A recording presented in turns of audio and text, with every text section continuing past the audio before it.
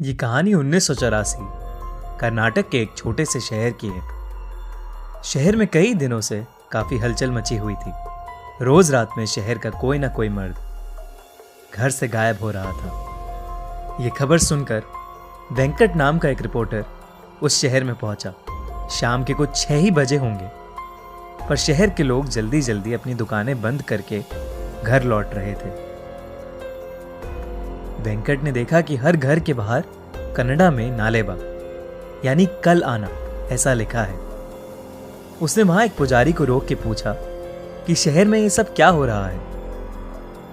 उस पुजारी ने उसे बताया कि शहर में एक लाल साड़ी वाली चुड़ैल घूम रही है।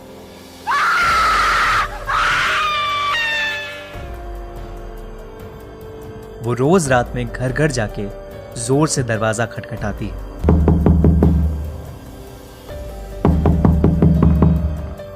और घर के अंदर जो भी मर्द है उसका नाम पुकारती है। कोई भी आदमी उसकी आवाज को नजरअंदाज नहीं कर पाता और दरवाजा खोल देता है।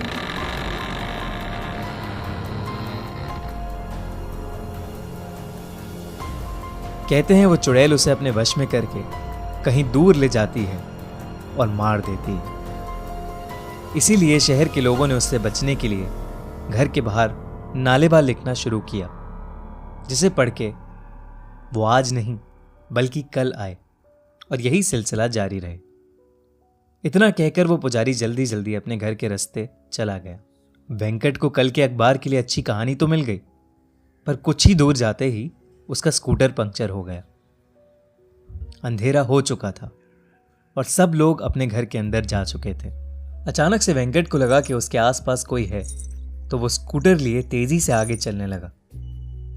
किसी ने बहुत ही मधुर आवाज में उसका नाम पुकारा, वेंकट, वेंकट। वेंकट ने जैसे ही स्कूटर के शीशे की ओर देखा,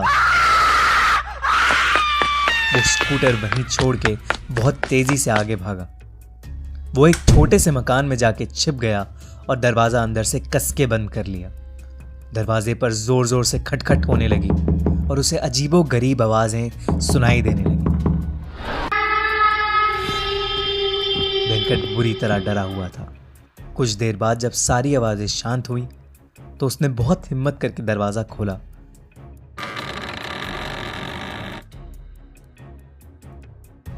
तो वहां कोई नहीं था, पर फिर